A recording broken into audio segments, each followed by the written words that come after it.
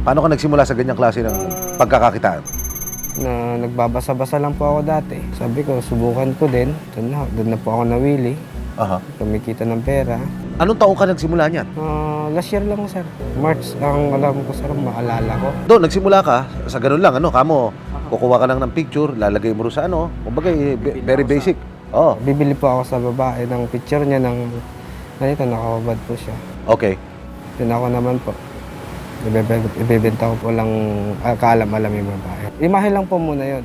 Then pag gusto niya magbenta ng sex video niya, kung gusto niya ho, bibilihin ko ho. Aha. Sino yung kapareha niya ron? Minsan ako yung nagre-reto ng lalaki, minsan siya po yung naghahanap ng lalaki. Halimbawa, meron ng pares, may nabuo ng pares. Yung video ho, bibilin ko po. Ngayon, ibebenta ko din po ulit. Kadalasan, anong edad nito mga bata na ito? Nito mga babae na ito na ginagawa mong talent? 13 to 16 years old po, sir. 13 to 16 years old. So ito'y puro menor de edad ito. Inamin din ni Mejia kung paano siya nagkukubli sa likod ng mga peking pagkakakilanlano identity para kaibiganin ang mga inosenteng bata online.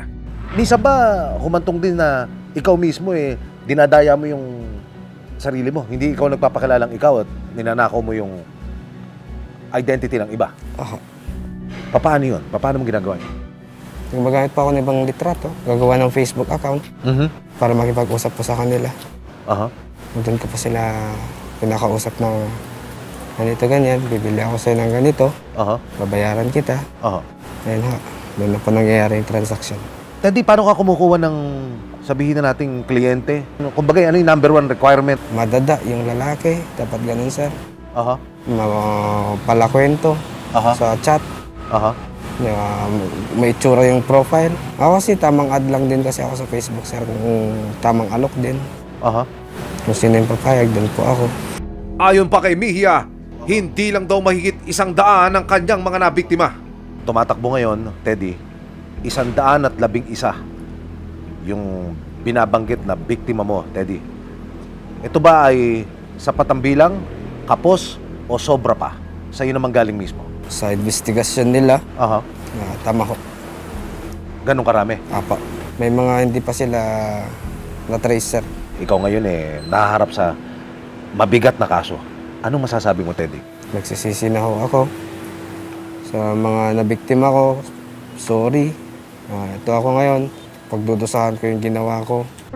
Sa ngayon, nasa pangangalaga ng kanilang Municipal Social Welfare Development Office ang mga batang na-rescue ng PNP WCPC.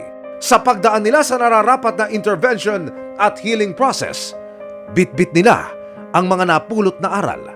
Gusto ko lang po na makulong siya. Maramdaman niyo po yung sakit na naramdaman po namin ngayon. Ngayon, mahirap man pong mag-move on sa nangyari sa akin, pero unti-unti naman po ako nag-heal. Gusto ko pong makapagtapos ng pag-aaral para balang araw is maging successful po ako. Natutunan ko po na huwag po agad-agad nagtitiwala sa ibang tao na hindi ko pa po kilala. Promise ko po na hindi na po yun mauulit. Promise ko rin po na magtatapos po ako ng pag-aaral para sa pamilya ko po. Sa pagpupunyag ng ganitong kalakaran, mas matinding pag-iingat ang kailangan para maprotekta ka ng mga kabataan laban sa eksploitasyon na laging nakaamba sa paggamit ng abot kamay na teknolohiya.